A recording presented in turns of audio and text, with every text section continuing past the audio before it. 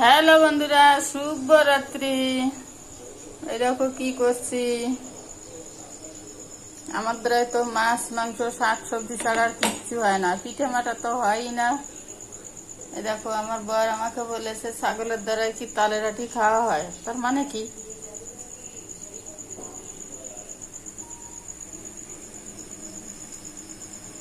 তার মানে তো বুঝি না।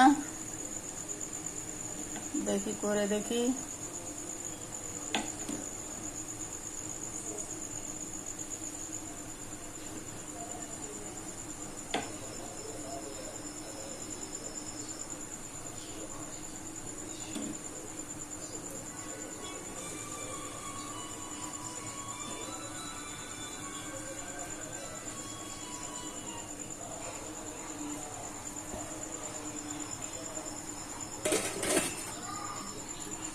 আজকে মনে হচ্ছে হতে পারে।